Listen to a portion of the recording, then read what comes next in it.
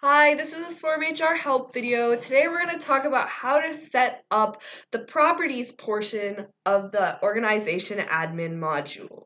So first we're going to close the user access dropdown, and then we're going to open up the organization admin dropdown and scroll down to hit properties. As you can see at the top, there's a portion for timesheets and status reports where you can enter a timesheet email and then get your default timesheet status and set it to either saved or submitted, and then decide whether you want status reports to be required or not required.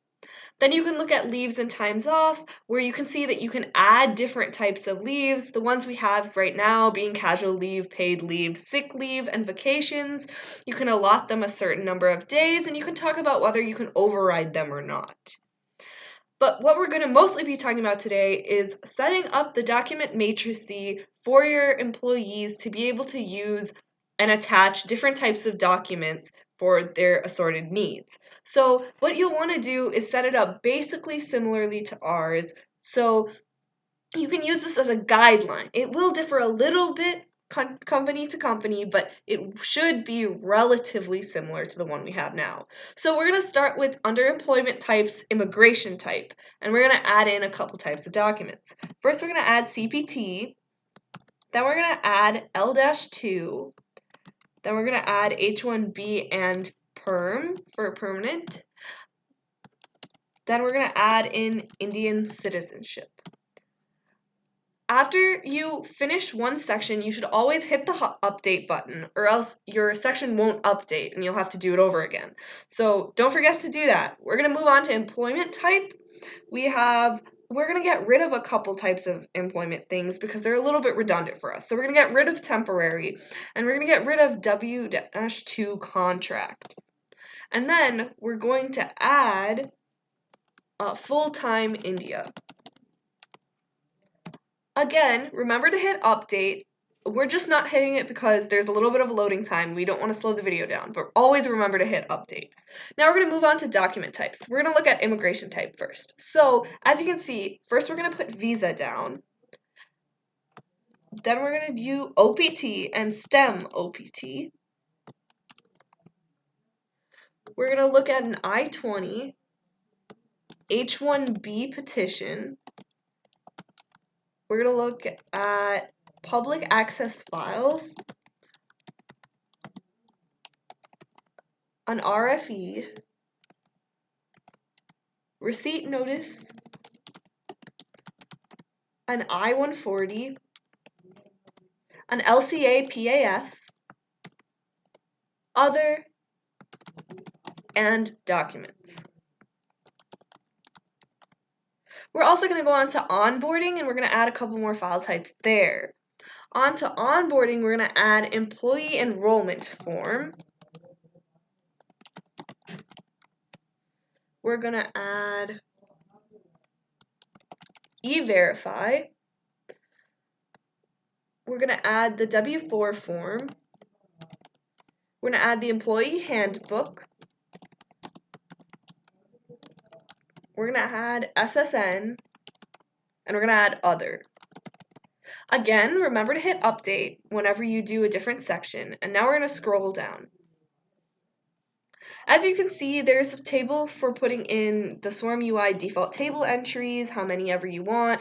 There's a room for attendance line, whether you want it or not, and then a department, whether you want your department name in your profiles. There's also task categories where you can add or get rid of whatever is there and put in the ones that suit your company the best, and also add in task severities, whether it's low, normal, high, or any other kind of severity. There's invoices and payments where you can set up your pay type, your invoice status, your invoice due dates, what kind of attachments you want in them, and you can also decide whether you want to have QuickBooks involved in your invoices.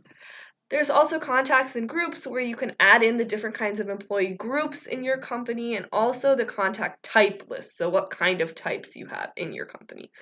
Then, if you go down, you can see that you can put in an expenses claim type so your employees can claim the different types of expenses that they had to pay for, so it's easier for you to sort them out. And then there's also miscellaneous, where you write down what your base worker base is where it is, and also what kind of currency you're most likely to use.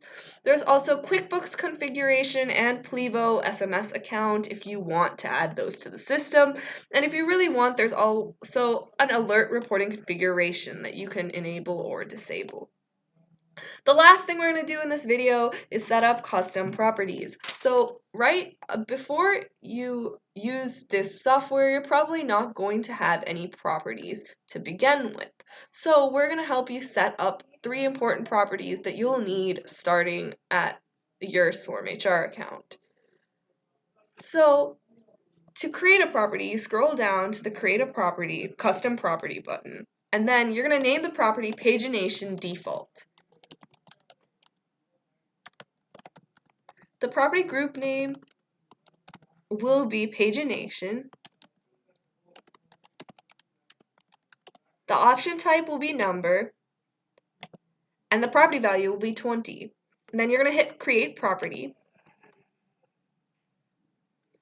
Another property you're going to make is going to be called Vendor Client Supplier, separated by a dash.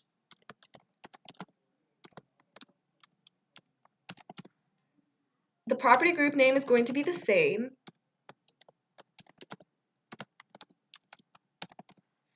And then the operation type is going to be drop down. Then you're going to put high, medium, and low as your options, separated by commas.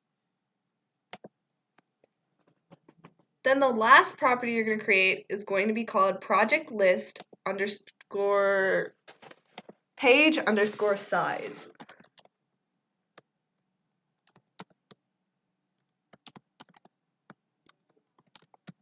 The property group name is going to just be projects.